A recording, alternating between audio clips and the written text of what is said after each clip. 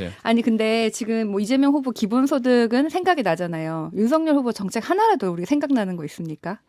사실 우리가 그동안 너무 막 뭐 무슨 뭐 배우자의 무슨 루머니 뭐 이렇게 네거티브로 하던 그 정치 그 진흙탕 같은 그 정치의 그 대선의 그런 여러 가지 네거티브 정책을 선거를 정책 공방으로 유일하게 바꾼 게 이재명 후보들의 공약들이에요. 그 중에서 좀 이렇게 받아들일 만한 거는 사람들한테 오히려 알려지지 않았고, 아 이거 좀 너무 큰 것 같다, 이거 좀 어떻게 이런 걸 할 수 있을까 이러면서 이제 비판도 주제들. 되고 그러면서 그게 이제 그 정책들을 사람들이 많이 보신 건데 이재명 후보의 1번 공약은 성장이었고 경선 때도 본선 때도 디지털 대전환이었습니다. 그런데 이제 그 중에 이제 한 뭐 2번, 3번 정도 되는 우리 기본소득이 사람들이 이렇게 관심을 많이 갖는 건 저는 오히려 좋다고 생각합니다. 뭐 반대든 비판이든 다 받아야 되는 것이고 이렇게 큰 변화를 만드는 데는 뭐 어떠한 정책에 대해서는 뭐 어떠한 공방도 환영하지만 다만 야당은 뭐 생각나는 정책이나 하나 있나 좀 정책 좀 내놔봐라. 시사 본능 테스트. 한판 직감. 한판 승부 매주 월요일 이 시간에는 한 주간의 쟁점에 대한 이슈들을요 명석한 패널들의 직감으로 미리 예측해보는 시간이 되겠습니다. 우리 한판 승부 또 듣는 재미가 있는 그런 시간이 되겠죠. 자, 먼저 김재섭 전 국민의힘 비대위원 어서 오십시오. 안녕하세요. 명석한 김재섭입니다. 여기에서 기분 좋으셨군요. 네, 오늘 기분 좋았습니다. 예, 그리고 최지은 민주당 선대위 대변인 어서 오십시오. 안녕하세요. 최지은입니다. 예, 두 분 요즘 많이 바쁘시죠?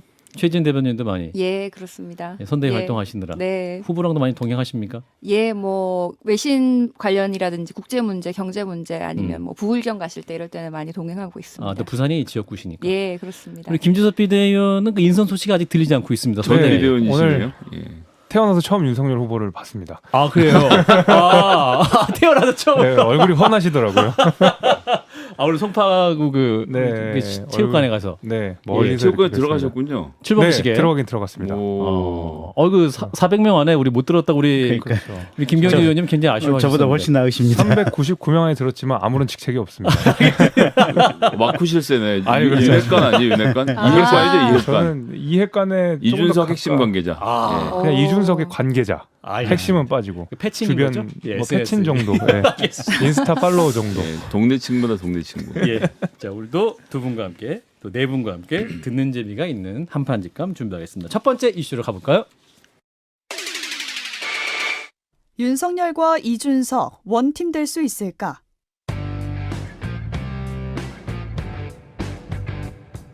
지난 금요일 울산에서 회동한 국민의힘 윤석열 후보와 이준석 대표. 개인적인 감정을 털어냄과 동시에 김종인 전 비상대책위원장의 선대위 합류까지 이끌어내면서 선대위 갈등 봉합에 성공했습니다.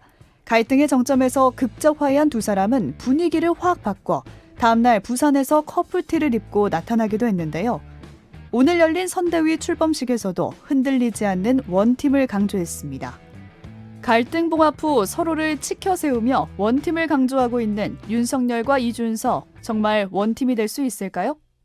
예, 자, 첫 번째 질문. 윤석열과 이준석 원팀 앞으로도 이제 될 수 있을 것인가? 이 부분과 미래 시점까지 담아서 한 질문이 되겠습니다. OX 하나, 둘, 셋. 예, 우리 김병현 의원님 O, 김재섭 비대위원 O, 그리고 김성현 선생님도 O를 하셨고요. 우리 최지은 대변인은 그래서 X로 하겠습니다. 네. 세모는 없는 걸로 하겠습니다. X로 하시죠. 네. 자, X로 답하신 최지은 대변인. 자, 그 이유를 말씀해 주세요. 네. 아니 솔직히 말씀드리면은 네. 보기 좋더라고요. 어저께 커플티 입고 부산에서? 부산에서 이렇게 이 두 사람이 있는 게 보기는 좋았는데 네. 다만 이준석 대표가 후보처럼 보이더라고요. 아하. 사람들도 다 이준석 대표한테 막 사인 받으러 오고 막 사진 찍고 이러면서 사실 저는 이준석 대표가 후보로 나왔으면은 민주당은 좀 힘들었겠다 이런 생각까지 사실은 들었어요. 솔직히 말씀드리면. 예. 그런데 또 김종인 총괄 선대위원장. 예, 선대위원장의 합류의 경우에도 저도 지금 아직까지 윤석열 후보가 뭔가 정책 비전 이런 거 내놓지 않아서 예. 이제 앞으로 김종인 이분이 어떤 비전을 내놓을까 여기에 대해서 조금 기대가 되기도 합니다. 그래서 그런 건 좋은데요. 그럼에도 불구하고 땜빵 선대위다 이런 얘기가 많은데 뭐 예. 일회용 반창고다 뭐 잠깐 봉합해놨는데 금방 떨어질 것이다 이런 얘기들이 있는데요. 그것은 지금 윤핵관이라는 그런 분들이 아직까지 뭐 어떻게 제거가 된 것도 아니고 윤석열 후보의 핵심 관계자. 네, 그러니까 뭔가 그게 뇌관처럼 그동안 권력 투쟁을 한 건데 그 원인이 해결이 되지 않고 세 사람만 지금 앞에 나온 거예요. 그래서 거기에 대해서 다시 권력 투쟁이 일어날 수도 있고 앞으로 선대위가 정리되는 과정에서 뭐 비판도 받을 수 있고 뭐 지지율에 따라서 뭐 이 사람이 잘했다 잘못했다 이런 얘기가 나올 수도 있고 또 김종인 그 선대위원장이 합류한 거 자체도 윤석열 후보는 혼자서는 못한다. 예. 누굴 데리고 와야 된다. 아직까지 정초 초보라서 혼자 할 수는 없다. 이런 걸 보여주는 것 같고요. 무엇보다 이 메시지가 김종인 이분은 이분의 장점은 국민의힘을 조금 더 좌클릭하게 조금 더 중도나 이쪽 왼쪽으로 끌어들이는 게 이분의 장점인 것 같은데 네. 윤석열 후보는 뭐 120시간도 일해야 된다. 뭐 부정식품이라도 없는 사람 먹어야 된다. 이런 말을 계속하고 있잖아요. 네. 그러니까 이 철학이 이렇게 다른 사람들이 앞으로 뭐를 이 사람들의 조합이 어떤 정책을 내놓을까? 뭐 경제 정책을 예로 들면 이게 뭐 양극화 해결을 내놓을까, 성장을 내놓을까 이게 상상에 가지 않고 예. 앞으로 이 뭐 정권을 잡는다고 그래도 이 정부가 뭐 오락가락할 것 같아요. 예. 그래서 그런 면에서 아직까지 봉합 안 됐고 땜빵 선대위다, 철학이 없다 이렇게 예. 보입니다. 김진석 비대위원. 아니 그렇게 말씀하시면 이재명 후보는 국정 운영하실 때 혼자 다 하실 생각이신 거예요? 뭐 당연히 후보 본인이 부족한 게 있으면 적극적으로 그에 맞는 전문가를 기용하는 것도 지도자의 능력이라고 생각을 하고요.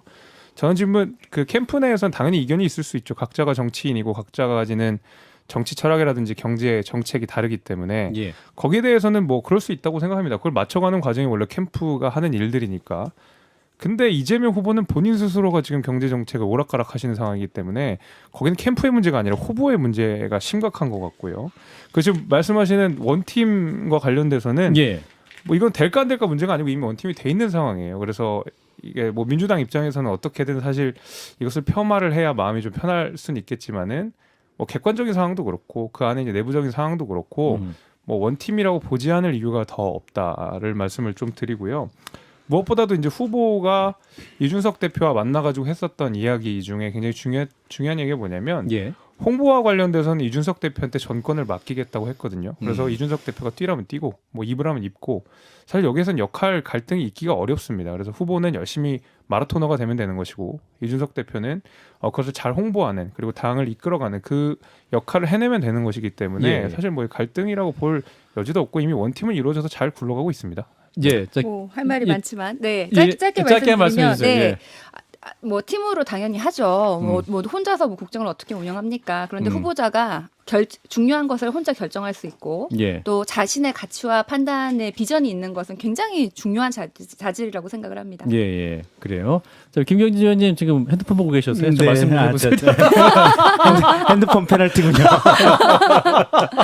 말씀해보세요. 이제 그 중요한 건 저거죠. 그러니까 항상 사람들이 이제 여러 가지 상황에 부딪힐 때마다 거기서 갈림길에서 선택의 문제가 있죠. 그리고 사람이 자기 한 몸, 자기 한 영혼 속에서도 자기 스스로 판단을 못한 고뇌가 있잖아요. 자기 예. 갈등도 있는데 사람과 사람 사이 관계에서 갈등이 안 생길 수가 있으면 의견 차이가 어떻게 안 생길 수가 있겠어요. 그건 이제 상시 있는 일인데 문제는 이거를 얼마만큼 포용하고 받아들이고 갈등을 해소하기 위해서 진득하게 노력하느냐. 이게 이제 인간사의 핵심이고 그런 게 돋보이는 사람을 우리가 리더라고 얘기를 하죠. 근데 이제 최근에 한 달 동안 봤던 모습이 윤석열이 그런 갈등을 흡수하고 해결하기 위해서 온 영혼을 쏟아부을 수 있는 리더의 자질이 충분하다. 이런 걸 우리가 한 달에 봐왔기 때문에 예.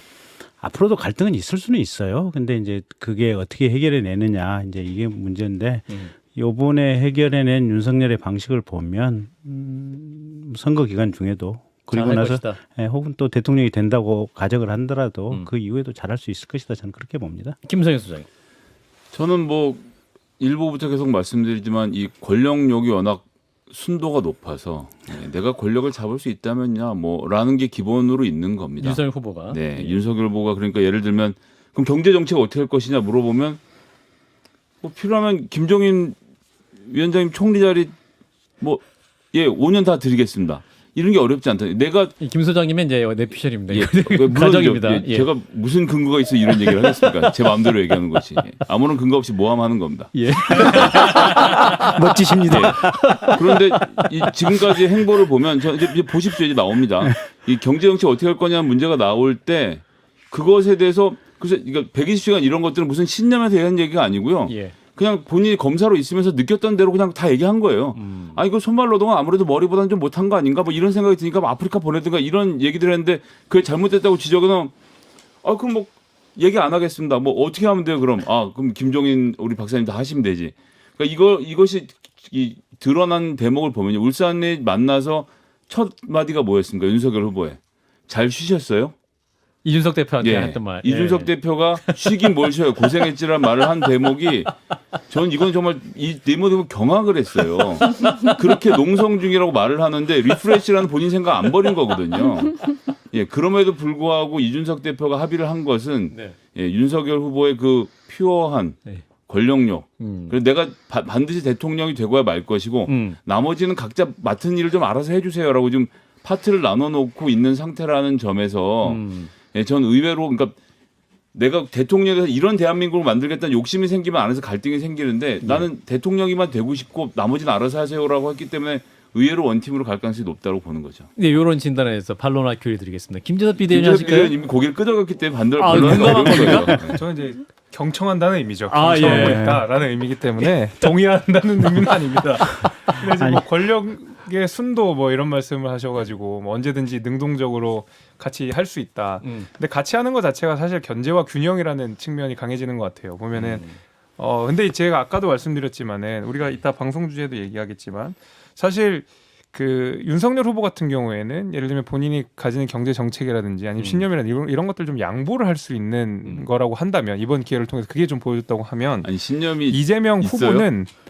후보는 신념을 버리는 사람인 것 같아요. 보면은 예를 들면 이런 부분에 비판이 있어서 김종인 위원장이 이야기하는 뭐 경제민주화라든지 아니면 양극화 해소라든지 이걸 받아들일 수 있다 그러면 이재명 후보는 스스로가 사실 거의 뭐 온탕과 냉탕을 왔다 갔다 하면서 사실 이 사람의 신념이 무엇인지를 의심하게 하는 내용들이 굉장히 많잖아요. 보면은 예. 뇌피셜이죠. 문재인 제가 말씀드릴게요. 문재인 대통령, 문재인 정부에서 이뤘던 여러 가지 정책들에 대해서 지금 다 포기할 수 있다, 바꾸겠다. 심지어는 박근혜 대통령까지 존경한다는 표현까지 써가면서 본인의 신념이 무엇인지를 국민들한테 전달하지 못하고 있는 상황에서 윤석열 후보가 다양한 사람들을 모아서 캠프 구성을 하면서 여러 사람의 의견을 경청하는 거 가지고 권력의 순도가 높다고 한다 그러면 이재명 후보는 권력력 그 자체죠. 사람 자체 권력의 화신인 거죠. 네, 예. 여기에서 이제 또 최지은 민주당 선대위 대변인의 반론 듣겠습니다. 네, 뭐 이재명 후보가 정책을 바꿨다 이렇게 얘기를 하시고 많은 분들이 국토보유세랑 기본소득을 예로 드세요. 네네. 근데 저는 그 두 개는 예로 들지 않았습니다. 제가 국토보유세 다음 둘 다 주제에서요? 그러니까 예, 기본소득이라는 것이 예. 이제 그 지금 양극화 이 상황에서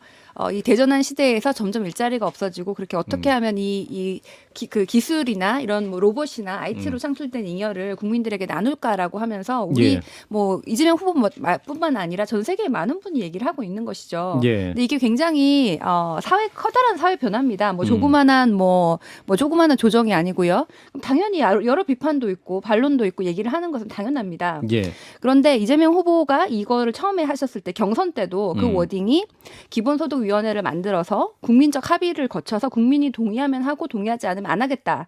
경선 때 똑같이 얘기했고 지금도 똑같이 얘기해요. 워딩이 한 글자도 안 틀려요. 근데 경선 때는 공산주의자다.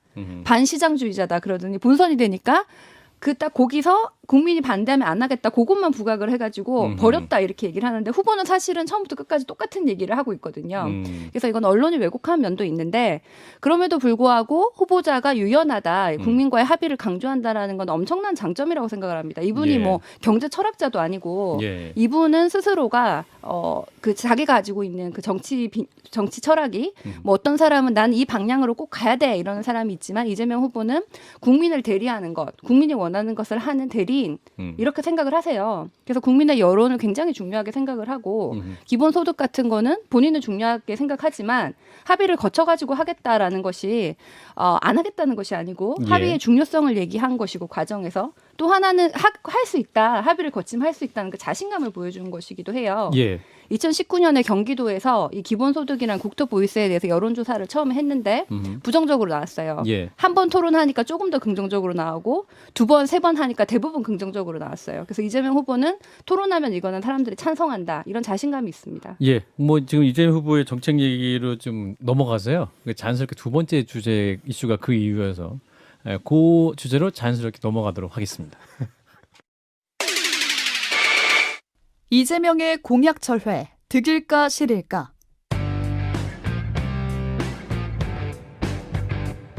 중도층 표심을 공략하고 있는 더불어민주당 이재명 대선 후보. 기본소득과 국토보유세, 전국민 재난지원금 등 핵심 공약에 대해 철회 가능성을 내비친 것을 두고 논란이 되자 국민이 동의하지 않는 상태에선 어떤 일도 하지 않겠다며 국민 동의를 강조했습니다. 그동안의 강경 이미지를 벗고 유연성을 강조해 중도층을 사로잡겠다는 뜻으로 해석되는데요. 하지만 여러 공약을 철회하면서 정작 국가 비전은 공백 상태라는 지적도 나옵니다. 실용주의 노선을 강조하고 있는 이재명의 공약 철회, 득이 될 수 있을까요? 예. 자, 계속해서 이 관련 주제 토론을 해보겠습니다. 이재명 후보의 공약 철회 혹은 수정, 득이 될 수 있을까? OX입니다. 하나, 둘, 셋 들어주실까요? 예. 득이 된다라고 하신 분은 우리 김성애 소장님과 최진 대변인, 득이 된다, 득이 안 된다라고 하신 분은 우리 김재섭 비대위원과 김경진 의원이십니다. 그래서 우리 김경진 의원, 득이 안 됩니까? 안 되죠. 자, 그걸 말씀해 주세요. 그 옛날 무슨 그 래퍼 있지 않습니까? 요거 하시는 분. 뭐죠? 현진영. 아, 그렇지. 아, 래퍼. 예. 아, 래퍼. 예. 이랬다가 저랬다가 장난치나 뭐 하는 그 사인데요. 그 사인. 아이고. 야, 아무튼 그래가지고. 아니 딱 지금 그 생각나요. 뭐 어쩌자고. 네. 아니 그러니까 이게 그래요. 그러니까 정책을 얘기했다가 이게 생각을 해보니까 아직은 정책의 조건이나 기반이 어떻게 보면 덜 성숙했다든지 또는 정책을 얘기할 때 생각지도 못했던 점이 갑자기 튀어나와서 아 이거는 내가 생각을 못했다는지 그러면 정책을 바꿀 수 있어요. 예. 그걸 바꿀 정도의 유연성은 있어야 돼. 근데 문제는 그게 한두 개면 그래 그럴 수 있지. 이분은 의견을 경청하고 얘기를 듣는다 이러는데 예. 이게 너무 숫자가 많아지면 아까 말씀드린 대로 이랬다가 저랬다가 장난치나 하는 생각이 예. 딱 들어요. 이랬다가 보면. 저랬다가 왔다 갔다 갔다. 합니다. 예. 가사가 좀 틀리셔서요. 예. 여러 번 불러보셨나요? 저 가사가 틀리니 거슬리네요. 그래서 근데 심지어는 더 나가서 기본소득 문제도 지금 그 민주당 당내 경선 과정에서도 이재명 후보를 제외한 나머지 다른 후보들도 다 지금 비판을 했었던 거고 예. 특히 제주도에 있는 이상희 교수라고 민주당에 굉장히 이렇게 열성적으로 활동하는 당원 아니었습니까? 근데 이제 이재명 후보 당선된 이후에도 저 기본소득 이재명 후보 기본소득대로 하면 첫째 나라가 거덜나고 두 번째 현재 여러 가지 복지 정책의 재원이 기본소득으로 다 나가버리는 상황이 되기 때문에 예. 현재 잘 제공되고 있는 기본소득 시스템 자체가 붕괴가 된다. 그러면서 이재명의 기본소득은 근본이 잘못된 것이다라고 당내 비판을 했더니 세상에 징계위원회 회부했어요 보면. 그래서 정직 당원권 정직 8개월인가 지금 아마 민주당 안에서 그렇게 결정이 됐다는 것 같은데 예. 이런 흐름들 그러니까 너무 지금 순간적으로 짧은 시간 내에 말을 바꾸는 게 많고 두 번째는 말을 바꾸는 과정이나 여기에 대해서 내가 과거에는 이렇게 주장했는데 현재는 왜 이렇게 말을 바꾸게 됐는지에 대한 명확한 설명이 없고 예. 심지어는 말을 바꾸고 나서도 그걸 바꾸게 된 과정에 대해서 올바른 비판을 했던 전문가에 대해서까지 당내 징계를 하고 이거는 이분의 어떻게 보면 이 정책 자체뿐만 아니라 어떻게 보면 정책을 대하는 또 그와 포괄적으로 관련된 인격적 퍼스널리티까지 의심을 받을 수밖에 없는 상황이에요. 예. 네. 굉장히 제가- 길게 하셨어요. 네. 최진 대변인 네. 하시고 김성희 소장 하셨습니다. 일단 네. 후보 기본소득이랑 국토보유세 관련해서 후보는 굉장히 일관된 얘기를 했고 해석하고 주변에서 보는 분들이 다르게 보시는 면이 있고요. 이상희 교수 같은 경우에는 정책 논리 때문에 그렇게 된 것 같지는 않고 좀 모욕적인 표현이나 좀 다른 것도 조금 고려 대상이 되어가지고 그렇게 징계를 받으신 그리고 걸로 이제 저는 이재명 알고 후보가 있는데요. 징계한 게 아니고 이제 제주도당에서 한 거라 이재명 후보가 전화해서 시켰을 리는 없고요. 별개 문제라고 봅니다. 저는 근데 제주도당이 잘했다고 생각하지 않고 잘못한 건데 근데 그걸 이재명 후보랑 딱 연결시켜서 하시는 건 조금 무리가 있지 않나? 아니 이재명 잠깐만요. 최진 대변인 하고 계셨고요. 예, 네, 최진 대변인 네, 계속 마무리해 네. 주세요. 아니 근데 지금 뭐 이재명 후보 기본소득은 생각이 나잖아요. 윤석열 후보 정책 하나라도 우리 생각나는 거 있습니까? 사실 이 우리가 그동안 너무 막 뭐 무슨 뭐 배우자의 무슨 루머니 뭐 이렇게 네거티브로 하던 그 정치 그 진흙탕 같은 그 정치의 그 대선의 그런 여러 가지 네거티브 정책을 선거를 정책 공방으로 유일하게 바꾼 게 이재명 후보들의 공약들이에요. 그 중에서 좀 이렇게 받아들일 만한 거는 사람들한테 오히려 알려지지 않았고, 아 이거 좀 너무 큰 것 같다, 이거 좀 어떻게 이런 걸 할 수 있을까 이러면서 이제 논쟁적인 비판도 주제들. 되고, 그러면서 그게 이제 그 정책들을 사람들이 많이 보신 건데, 예. 이재명 후보의 1번 공약은 성장이었고 경선 때도. 본선 때도 디지털 대전환이었습니다. 예. 그런데 이제 그 중에 이제 한 뭐 2번, 3번 정도 되는 우리 기본소득이 사람들이 이렇게 관심을 많이 갖는 건 저는 오히려 좋다고 생각합니다. 뭐 반대든 비판이든 다 받아야 되는 것이고 이렇게 큰 변화를 만드는 데는 뭐 어떠한 정책에 대해서는 뭐 어떠한 공방도 환영하지만 다만 야당은 뭐 생각나는 정책이나 하나 있나? 좀 정책 좀 내놔봐라. 우리 좀 정책으로 제대로 한번 토론해보자 이렇게 당장에 말씀드립니다. 50조 받겠다면서 하루빨리 하자 그러면서 뭐 예, 이제 김성희 소장님 하시고 우리 네. 김지섭 비대위원 하시겠습니다. 사실 뭐 50조를 푸는 것은 정책이라고 하긴 좀 제가 보기엔 어렵고요. 그리고 이제 윤석열 후보 말씀하시니까 그 얘기 잠깐 하고 하면 이제 윤석열 후보가 가장 정상적으로 경제정책 얘기하는 건 페이스북이에요. 본인이 직접 말씀하시면 무슨 얘기인지 모르겠더라고요. 그래서 같은 분이 하셔야 되는데 예, 글 쓰시는 분이 빨리 좀 나왔으면 좋겠다 이런 생각이 들고요. 그다음에 이재명 후보 관련돼서는 예, 계속 말씀드리지만 이재명 후보가 갖고 있는 이미지가 있습니다. 강경하고 잘하고 무조건 하고가 있기 때문에 뭔가를 슥슥 바꾸는 것으로 그것이 이제 신뢰를 떨어뜨린다 이렇게 생각하실 수 있지만 이 사람이 생각보단 강경하지 않구나. 사람들 얘기를 듣는구나라는 이미지를 줄 수 있다는 점 하나. 그리고 이제 성남시하고 경기도라는 작은 인재풀과 싱크탱크와 함께 작업을 해오다가 이제 민주당이라는 거대 함모에 함장이 된 거 아닙니까? 예. 그럼 이제 민주당에서 내오는 정책과 비판을 당연히 받아들여서 그런 것들 수정해가는 절차가 없으면 더 문제라고 보고요. 이제 민주당의 큰 정책팀과 만나서 의견이 조율되는 과정을 거쳐서 나오는 이야기들 제가 좀 귀담아서 들어야 되지 않을까. 김지섭 비대위원.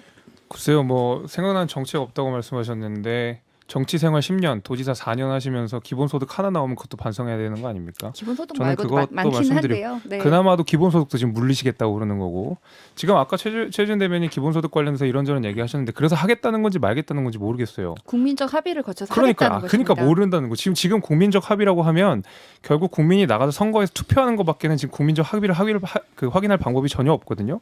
그럼 결국 떨어지면 안 할 거고 붙으면 하시겠다는 소린지 국민들이 뭘 보고 판단을 해야 될지 기본소득을 내놓고 내 브랜드라고 얘기하고 있지만 하겠다 말겠다라는 얘기도 없어요. 지금 말씀하신 것처럼 그게 어떻게 정책일 수 있겠어요. 그나마도 내세우는 정책인데. 두 번째로 제가 지금 드리고 싶은 말씀이 뭐냐면 그 일부 도움이 되겠죠. 왜냐면 유연한 측면이라고 하면은 그것이 이제 또 강조될 수 있는 것이니까.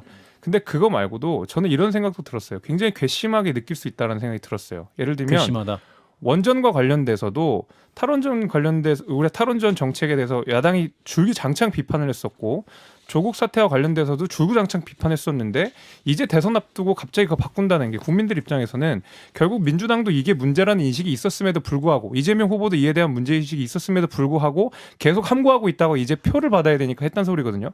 그런 면에서 지금 변한다는 것이 일부 유연한 면을 보여주면서 득표에 도움이 될 수 있겠지만은 두 번째로 이 괘씸하다는 면도 분명히 생길 거예요. 왜 그럼 지금까지 안 했느냐라는 비판을 할 수밖에 없는 것이죠.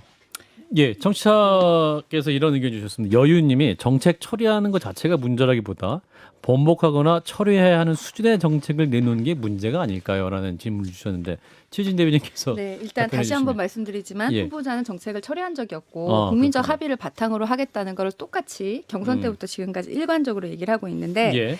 사실 여러 강물들이 모여가지고 다 바다로 모이지 않습니까? 예. 집권 여당의 대선 후보로서 다양한 의견 다 청취해야죠. 국민들의 여론도 봐야 되고 당내의 다양한 의견도 받아야 되고 그렇게 안고 지금 이 시점에서 가장 맞다고 생각하는 것을 얘기를 하는 겁니다. 예. 그리고 문재인 정부의 정책에 대해서 잘못한 것도 있죠. 뭐 그중에서 뭐 여당과 야당이 서로 맞지 않았는데 뭐 지금 보니까 이거는 좀 더 우리가 생각보다 잘못한 거 있을 수 있죠. 근데 그러면은 옛날에 우리가 하지 않았기 때문에 그럼 그대로 있어야 됩니까? 그래서 이거를 문재인 정부에 잘한 거는 계승하고 잘못한 건 보완하고 그러려고 다음 대통령 뽑는 거 아닙니까? 그래서 왜 그걸 가지고 아니, 뭐라고 대변인 제가 하십니까? 하나만 예, 여쭤볼게요. 김경희 네. 지원님. 그러니까 아까 김재섭 위원 이제 저도 사실은 궁금하기도 하고 국가적인 주요 대사니까 탈원 그러면 신규 원전 건설은 재개하는 겁니까 안 하는 겁니까? 이재명 후보 같은 경우에는 전체적으로 원전에 대해서는 조금 더 없애는 것에 대해서는 큰 방향에 대해서는 동의를 하는데요. 아니, 그 시점에 대해서 신규 원전 건설을 재개하냐고 안 하냐고 이재명. 지금 뭐 그거 제기한다고 밝힌 것도 없고 근데 그 시점에 대해서 너무 막 급하게 하는 것에 대해서 지금 얘기를 하는 국민 것이 의견에 전체적으로는 맞춰 제고할 수 있다. 네. 이 정도 수준의 발언이었습니다. 그제 언론에 신규 원전 건설을 재개하는 것처럼 기사가 난 것 같아서 제가 대변인께 여쭤보는데 대변인은 아니라는 얘기군요. 그 기사가 방향은 원전을 없애야 된다는 거 그 방향은 맞지만은 지금 당장 그 시점에 대해서는 아니 신규 얼마나 건설을 할 하냐고 것인가 안 하냐고 재개 검토를 시사했습니다. 시사 검토를 검토를 던져보고 예, 아니면 윤석열 국민적 합의를 후보와 봐야죠. 이재명 후보 두 분 정책이 모두 뭐예요, 그러면? 예, 재검토를 시사했다. 시사. 예. 그러면 아니 그러니까 네. 제가 네. 요거는 이제 후보하고 상관없는 지금 대선 국면하고 상관없는 일반적인 얘기를 하나 드려보는데 그 스웨덴하고 노르웨이 갔더니 재밌는 시스템을 하나 봤어요. 뭐냐면 에너지 정책, 복지 정책, 그 다음에 국방 정책. 예. 굉장히 이건 중요한 정책들이잖아요. 예. 이거는 거의 의회에서 만장일치에 그러니까 한 80% 이상 찬성을 모든 정파의 실질적인 찬성을 얻어야만 이 정책이 결정이 되고 정책이 한 번 결정이 되면 기본적으로 10년 이상은 꾸준히 가는 걸로 시스템을 그렇게 잡고 있더라고요. 예. 그러니까 이제 이게 무슨 이재명 후보의 얘기는 아닌데 지금 지나와서 지금 탈원전을 하느냐 마느냐를 가지고 굉장히 여전히 논란의 불씨가 있는 거 아니겠습니까? 근데 이런 문제도 그러니까 복지라든지 이런 부분도 재정이 워낙 많이 이제 쓰이는 거니까 예. 북유럽식 그러니까 스웨덴이나 노르웨이식 그러니까 의회의 한 80% 이상의 동의를 얻어야만 주요 정책은 이렇게 결정될 수 있도록 그리고 한번 결정이 되면 변화가 굉장히 어렵도록 이렇게 시스템을 짜는 것도 대한민국의 안정성을 위해서는 필요한 방향이 아닌가 싶어요 보면. 알겠습니다. 예, 두 번째 토론 이재명의 공약 철회 득이 될 수 있을까? 이제 O2 X2개로 마무리하겠습니다. 외부 인사 영입 대선에 도움될까?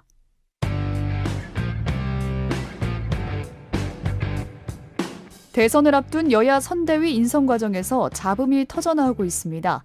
더불어민주당 인재영입 1호인 조동현 교수가 사퇴한 가운데 국민의힘이 영입한 의료인 출신 함익병 씨 역시 과거 발언 논란이 불거지면서 내정된 지 7시간 만에 인선이 철회됐습니다. 검증 시스템이 부실하다는 지적과 함께 매번 선거 때마다 반복되고 있는 보이기용 인재 영입을 없애야 한다는 비판이 나오고 있는데요. 치열한 경쟁 속 외부 인사 영입, 과연 대선에 도움이 될까요? 예, 자, 세 번째 질문. 외부 인사 영입 대선에 도움될까? 여야 모두 각 당 모두 이 영입을 하고 있는데 자, OX 들어보겠습니다. 하나, 둘, 셋. 네. 자, 우리 김경진 의원님 X 도움 안 된다. 있던 사람 나 같은 사람으로 해야 된다. 우리 김재섭 비대위원도 X. 우리 최재 대변인도 X. 우리 김성현 소장님도 X. 자, 김성현 소장님 왜 X입니까? 도움이 안 됩니까? 제가 이거 말하니까 웃기는데 제가 요즘 구스타보 두다멜이라는 LA 필의 그 지휘자 노래를 좀 자주 들어요. 예. 좋아하거든요, 그냥. 예, 개인적으로 좋아하는데 이제 이분이 엘 시스테마라는 볼리비아의 독특한 시스템을 통해서 양성된 분인데 이 시스템을 잠깐만 설명드리면 1인 1학기를 할 수 있도록 만들자. 그리고 영재인데 돈이 없어도 못하는 애들 키워주자 해서 그 동네 부자들이 다 모여갖고 이렇게 하여튼 서로 밀어주고 끌어주는 시스템을 만들어서 되게 가난한 집에서 자라도 바이올린도 다 사주고 연주를 할 수 있도록 만들어준 시스템 안에서 이 사람이 굉장히 어려서 영재성을 보이면서 어려운 집안 죄송합니다. 중산층에서 자라나면서 어쨌거나 해서 17살의 청소년 감독으로 시작해갖고 예. 제가 지금 나이가 정확히 기억은 안 난다. 20대 후반인가 30대 초반에 LA필도 맞고 베를린 필에 35선에 초연도 하고 이러게 하거든요. 예. 그러니까 시스템을 통해서 기회를 주고 어렸을 때부터 역할을 줘서 양성을 시킨 거예요. 뭐 국민의힘은 이준석이라는 사람이 그렇게 해서 큰 거 아닙니까? 27살에 비대위원장이 될 때마다 제가 이제 보고 욕했어요. 저 그냥 꼬다만 보리자루처럼 저렇게 앉혀놓으면 뭐하냐 했는데 10년 전에. 예, 어쨌거나 그 10년간의 권력투쟁 과정에서 살아남은 거 아닙니까? 그때 살아남은 사람이 많지는 않거든요.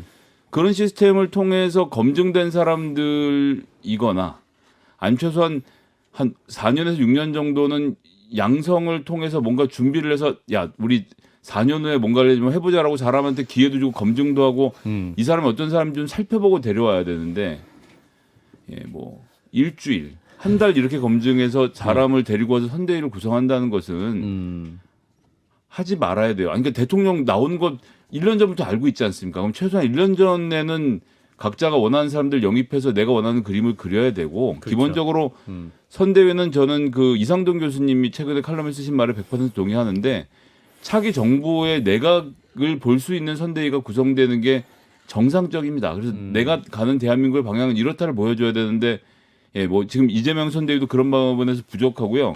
한재봉 대가족인 국민의힘 선대위는 택도 없고요. 하여튼 이런 상태이기 때문에 저는 영입을 통해서 해결하는 것 한두 명 정도 할 수 있겠죠. 그렇군요. 자, 우리 김경진 의원님. 일단 0708님이 이런 말씀 주셨어요. 그러고 보니까 김경진, 김재섭, 최진 세 분 모두 외부 영입 아닌가요? 이렇게 말씀 주셨는데. 저만 풀뿌리로 혼자서 셀프로. 아닙니다. 의원님. 저는 그러니까 예외적인 영입은 있을 수 있다고 봐요. 예. 근데 원칙은 사실은 시스템의 확보예요. 그러니까 밑에서부터 한 단계 올라가면서 걸러지고 경험을 쌓고 능력을 인정받고 이런 시스템이 정치에도 정착이 돼야 된다 이렇게 보고요. 예. 그래서 어느 날 갑자기 그냥 정당이나 선대위의 최고위직에 쑥 간다. 이건 능력 검증도 안 됐고 사실은 국민들에게 그 선거를 위한 보여주기식 떴다방 인재 선발이기 때문에 그건 절대로 안 된다라고 보고 있고요. 예. 이제 다만 예외적으로는 있을 수는 있어요 보면. 그러니까 뭔가 국민들에게 새 희망을 던진다든지 또는 이미 지도자의 반열에 올라간 사람들은 또 나름대로 사람 보는 눈이 있을 수도 있어요. 예. 그러면 그 사람이 필요에 의해서 누군가를 선발할 수는 있겠지만 그거는 극히 예외에 제한적으로. 그쳐야 되고 예. 또 이번 사실은 뭐 민주당 조동현 씨도 그렇고 이번에 저희 우리 쪽에 함익병 씨? 씨도 그렇고 너무 높은 자리 주면 안 돼요. 공동 그렇죠. 선대위원장 예, 같은 거. 그러니까 너무 중요한 자리에 중용을 하면 안 돼요. 사실은 적절한 포지션에 놓고 지켜보면서 가야 되는 것 같고 예.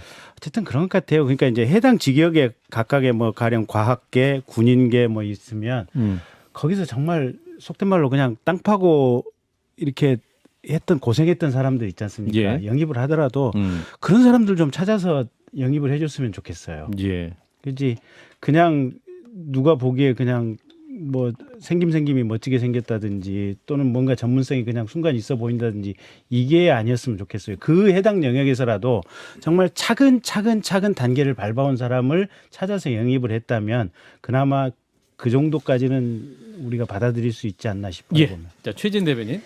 저는 단기적으로는 도움되는 측면도 있다고 생각을 해요. 선거 때 이렇게 좀 이벤트식으로 신선함이라든지 아니면 당내 구성원의 뭐 좀 부족한 전문성을 확보를 한다든지 아니면 당의 좀 포용성, 예. 좀 다양성을 강화한다든지 이럴 수 있는데 사실 이준석 대표도 영입된 케이스예요. 영입된 이후에 본인이 이제 아주 노력을 많이 해가지고 더 크고 예. 성장을 했지만 처음에는 그렇게 젊은 신인이 막 최고위원 같은 거를 계속 하는 것도 영입의 그 배려가 있었던 건 사실입니다. 예. 그럼에도 불구하고 저는 우리나라 정치, 우리 민주주의가 예. 아직까지 영입 시스템이 있다는 거는 우리 정치가 그만큼 후졌다라는 걸 보여준다고 생각을 해요. 예. 자, 어느 나라에서 도대체 이런 영입 시스템이 있는 건지 정당이 건강하면은 자체적으로 막 청년들이 활동하고 뭐 새로운 사람들이 활동하고 이러면서 거기서 이제 키워나가는 것이 정상인데 예. 그렇지 못한 면이 있고 저도 영입 인사인데 예. 뭐 영입 인사라고 다 잘 되는 것도 아니에요. 다 같이 와가지고 그 출마한 사람 중에 다 당선하고 거의 저만 떨어졌는데 그럼 알아서 혼자 살아야 되고 뭐 그때부터는 뭐 생 고생이 시작될 수도 있어요. 뭐 잘 되는 분들도 있으시지만. 예. 예. 근데 그럼에도 불구하고 이 주변을 봤을 때 저는 이제 뭐 그다지 정치를 할 생각도 없는데 갑자기 와가지고 지역위원장을 하고 있는데 예. 정치를 뭐 오랫동안 하고 싶어서 10년씩 이렇게 계셨는데도 계셔가지고 제자리에 있는 그런 분들도 있으신 걸 보면서 예. 이것도 어떻게 보면 혜택이구나 이렇게 생각을 하고 좀 그분들한테 죄송한 마음도 들고 그렇더라고요. 예, 예. 그래서 우리가 그런 분들에게 이렇게 막 영입 깜짝 그것도 뭐 전문성, 다양성도 아니고 그냥 이미지 때문에 깜짝 영입을 한다는 것은 좀 그분들의 사기 뭐 이런 박탈감 당직자들 그렇죠. 예. 뭐 아니면 청년들 지역에서 뭐 자원봉사하고 있는 청년들 그런 분들에 대한 정말 키우는 이렇게 체리피킹하는 당이 아니고 수확하는 농부와 같은 그런 당이 돼야 된다고 생각합니다. 우리 김지섭 비대위원님.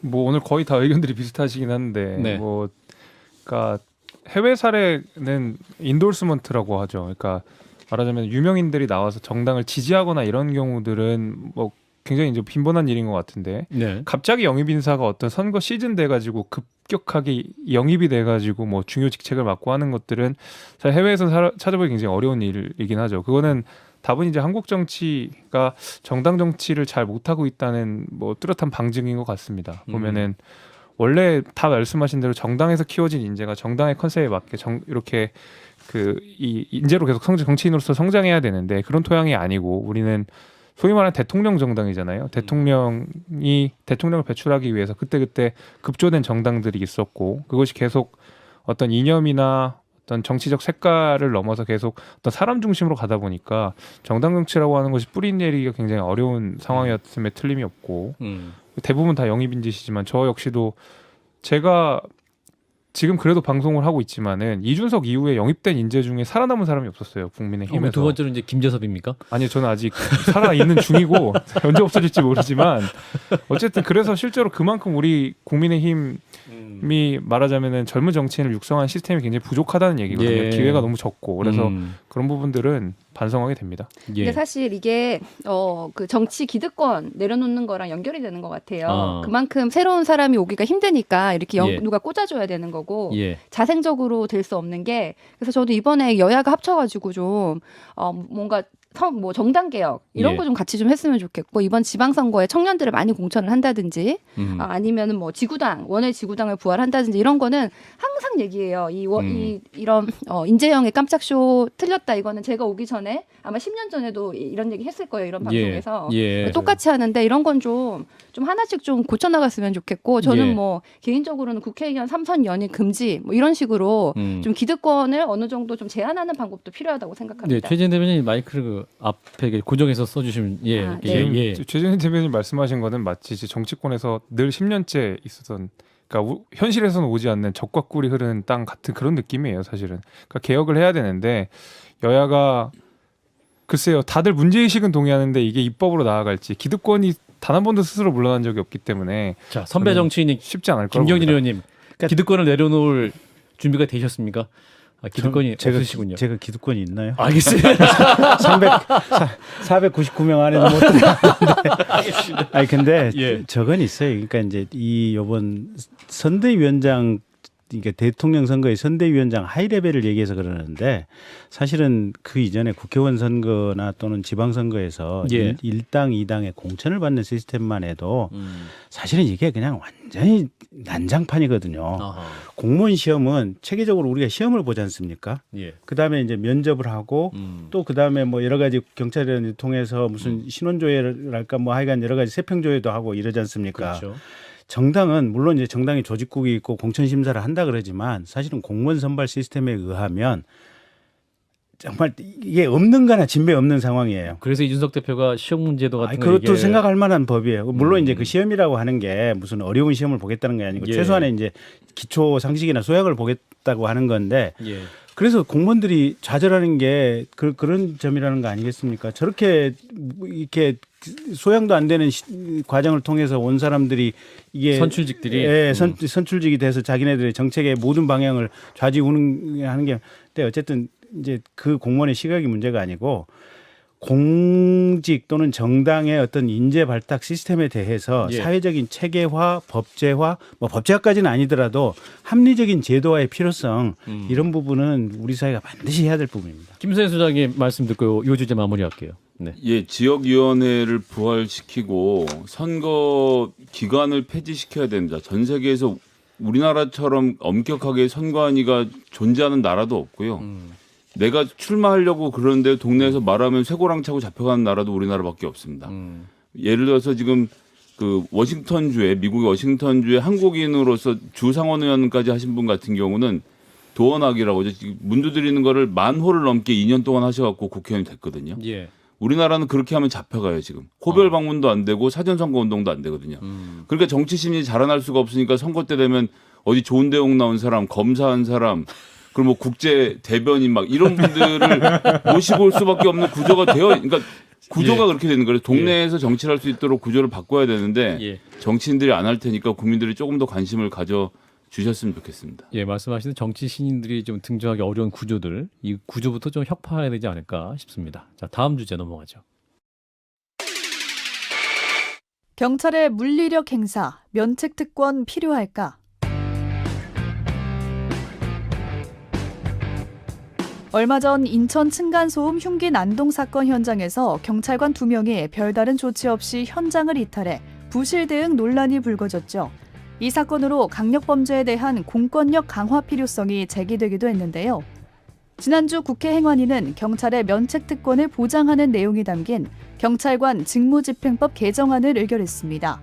범죄 현장에서 직무를 수행하다가 일반 시민 등 타인에게 피해가 발생하더라도 고의 또는 중대한 과실이 없으면 형사 책임을 감경 면제한다는 게 법안의 핵심인데요. 이에 대해 시민단체는 충분한 사회적 논의 없이 인권 침해 가능성이 큰 경찰의 수검 법안만 처리해줬다며 개정안 처리 중단을 국회에 요구했습니다. 경찰의 현장 대응을 강화하기 위한 물리력 행사 면책 특권 꼭 필요할까요? 예. 자, 네 번째 주제입니다. 경찰의 물리력 행사 면책 특권 필요할까? 최근에 여러 또 사회 이슈 관련해서 나온 주제이기도 하죠. 자, 들어볼까요? 하나, 둘, 셋. 네, 우리 김경식 의원님은 펜만 놓고 계셨어요. 자, 불필요하다. X, 세모입니까? 네. 예, 세모. 우리 김재섭 대변인 X, 그리고 최지은 대변인, 우리 김성현 소장님 O, 필요하다. 자, 그러면 X라고 해주신 우리 김재섭 비대위원부터. 필요 없다. 이제 문제 의식에는 동의를 하죠. 근데 네. 경찰들이 실제로 지금 뭐 공무 집행을 하는 과정 속에서 예를 들면은 뭐 범죄자에게 피해를 받는다든지 굉장히 중요한 문제고 경찰의 인권을 보호해야 되는 문제도 맞지만은 예.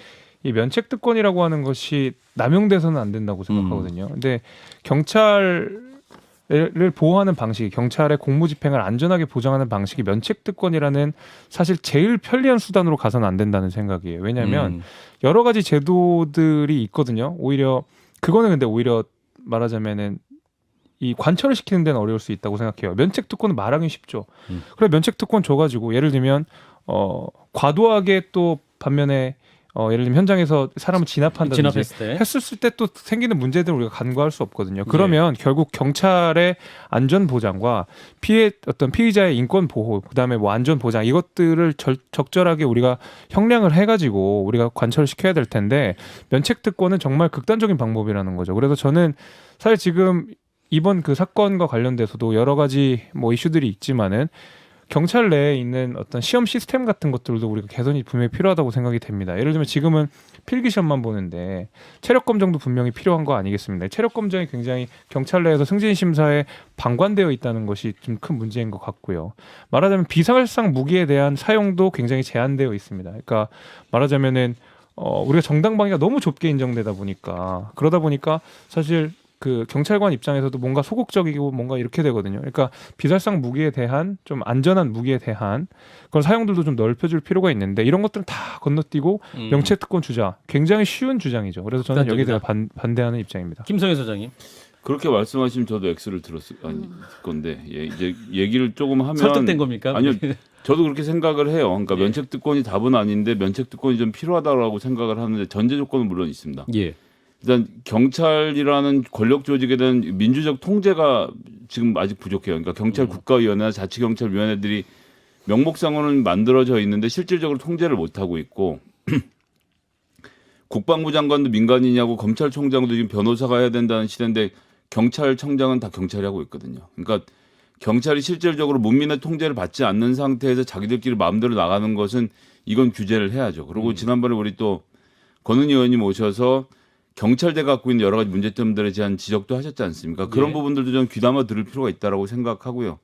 거기에 보태서 지금 경찰을 뽑아놓고 테이저건을 매트리스에다 2번씩 쏴보는 걸 옆에서 보는 걸로 교육을 다 하고 있는 이 한심한 현실도 분명히 좀 고칠 필요가 있고 하기 때문에 저는 좀 그런 것의 전제하에 경찰들도 경찰권을 쓸 수 있도록 하고 다만 지금까지 경찰이 얼마나 이상하게 해왔으면 국민들의 신뢰가 없는지에 대한 부분에 대해서는 좀 고민을 더 많이 해봤으면 좋겠습니다. 네, 우리 김경인 의원님 1분, 최재인 대변인 1분씩 쓰겠습니다. 먼저 김 의원님부터. 근데 이게 지금 물리력 행사라고 했는데 실제는 저거예요. 총기 행사예요.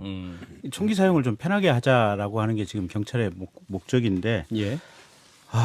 이게 물론 현장에서 칼 들고 있다 이랬을 때 총기 사용해서 제압을 칼 들고 달려든다 제압했을 때는 그거는 법적으로 이미 정당방위라든지 긴급피난에 해당하기 때문에 예. 그럼 뭐 경찰도 똑같이 이게 법적으로 이미 면책을 받아요 보면 그래서 별 상관도 없어요. 그러니까 다만 이게 고의 중과실이 아닌 과실의 경우에만 지금 형사 책임을 면제한다는 조금 범위의 특권이긴 한데 그게 얼마만큼 이 법이 실제 현장에서 적용될 여지가 있는지 모르겠다라고 하는 거고 예. 법의 실효성 문제가 첫째는 하나가 있고 두 번째는 총기 사용이 너무 편해지면 조금 그것도 문제예요 보면. 그래서 인권이 침해될 수 차라리 있다. 테이저건이나 무술 훈련을 좀 더 열심히 하도록 하는 게 하지 입법화는 조금 좀 생각해볼 문제가 있는 것 같아요. 자, 최재인 대변인. 네, 뭐 저도 다 비슷하게 생각하는데요. 지금의 상황에 대해서 개선이 필요하다. 거기에 대해서 다 공감을 하는 것 같고, 예. 그걸 어떤 방법으로 할 것이냐라고 할 때 저는 면책 특권도 한 가지 유일한 안은 아니지만 한 가지 안은 될 수 있다고 생각을 하고요. 예. 다만 여러 가지 조건이 붙어야 되는데